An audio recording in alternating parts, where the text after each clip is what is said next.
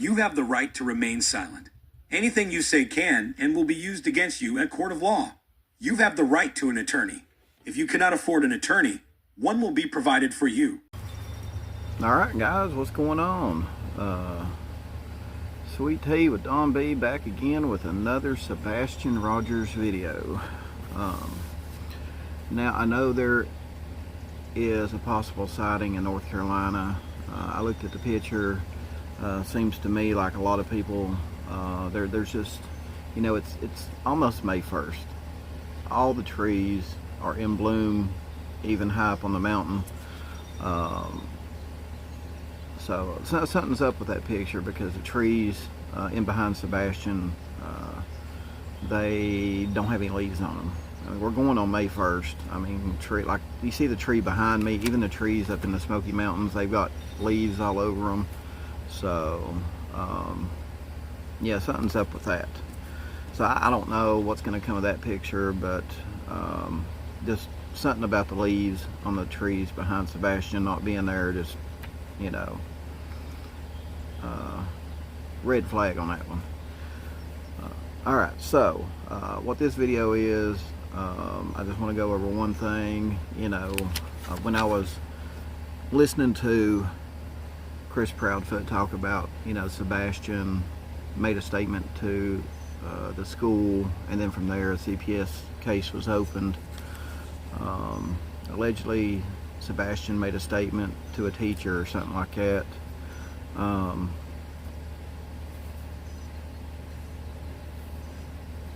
Was it bad enough to where Sebastian was actually begging for help at that point?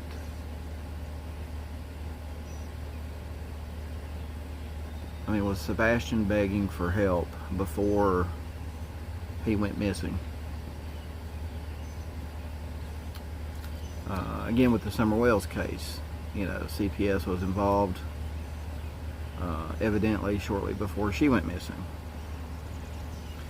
So I just wonder, you know, with Sebastian seeming like he was always in trouble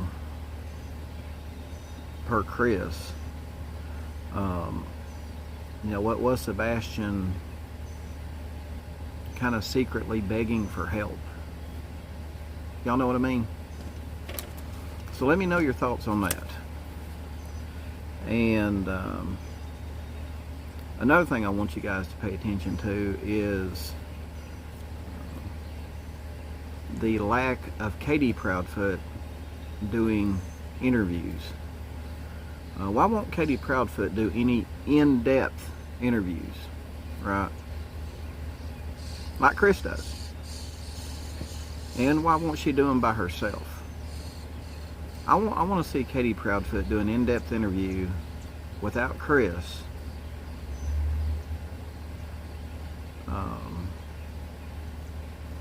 See how that goes. A lot of people are very suspicious of that, so I'm calling her out on that. You know, why you know, if you're watching this, Katie, Chris, you know, why won't Katie come out and do an in-depth interview by herself? Because a lot of people think that, you know, Chris is basically controlling the narrative, and, you know, I guess making sure Katie doesn't say something that she's not supposed to. So let me know your thoughts on that, guys. Let me know your thoughts on that.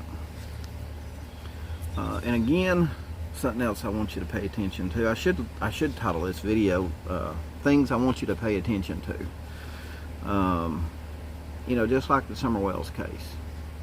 And there's another case, I can't think of the little boy's name now. Anyway, they ended up finding him in the washing machine dead at home. They searched all over that home, and then just by chance they happened to search the washer and dryer, and he was in the washing machine dead. In that case, you know, Dad was supposedly at work, Mom was at home, he went missing. I think that might have been in Georgia last year or year before. But again, you know, a lot of these cases have the same, you know, the same setup, if you will. Mom's at home, or mom's with the child, dad's at work, You know, just like Summer Wells' case. Dawn was at work, Candace was at home. And I think the reason why this is happening is because, you know, well, Dad's at work. There's no way he could have done something. Dad was at work.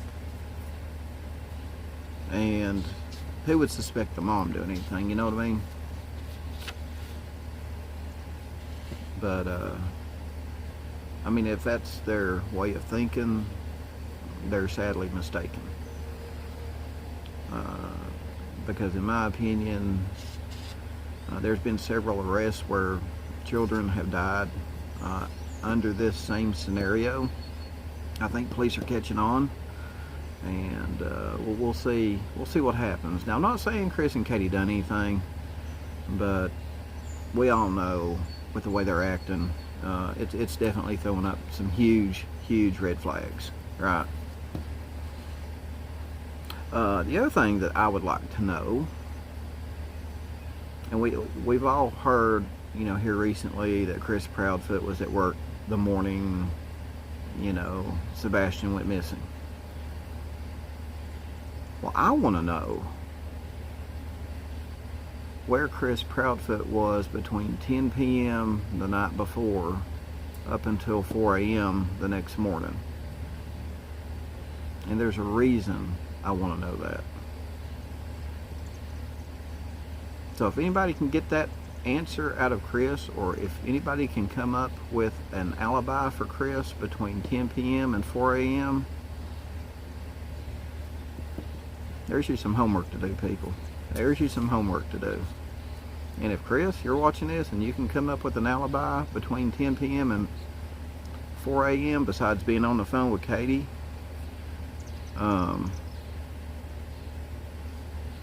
I'd love to know, you know, were you seen on camera between 10 p.m. and 4 a.m.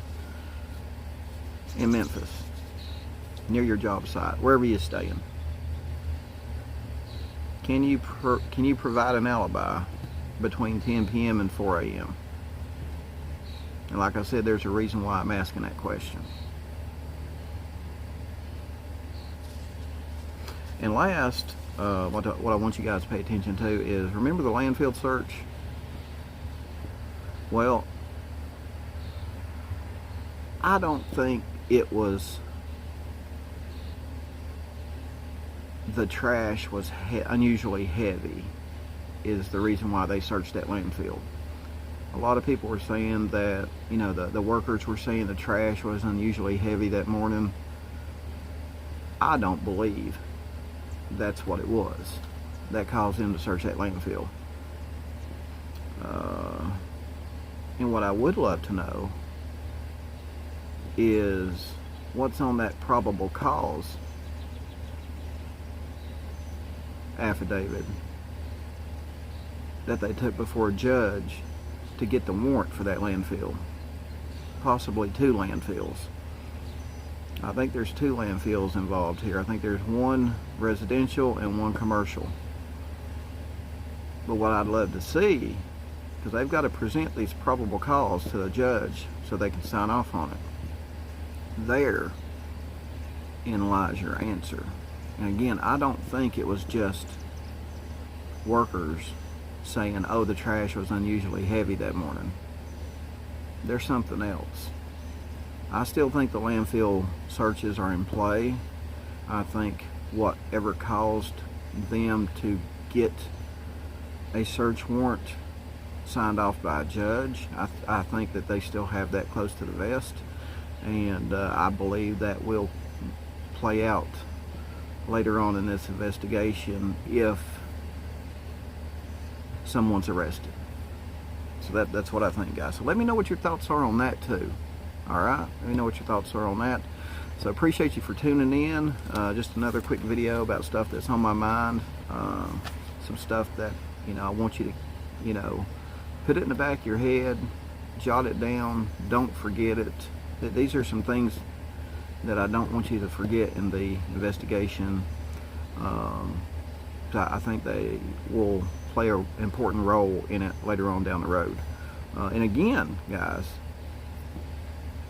and Chris, if you're watching this, if you can come up with an alibi between 10 p.m. and 4 a.m.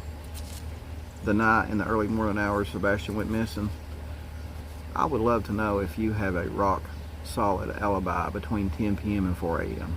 Would love to know that. Alright guys, that's it. Again, start dropping them comments, let me know what you think. I'll see you on the next video.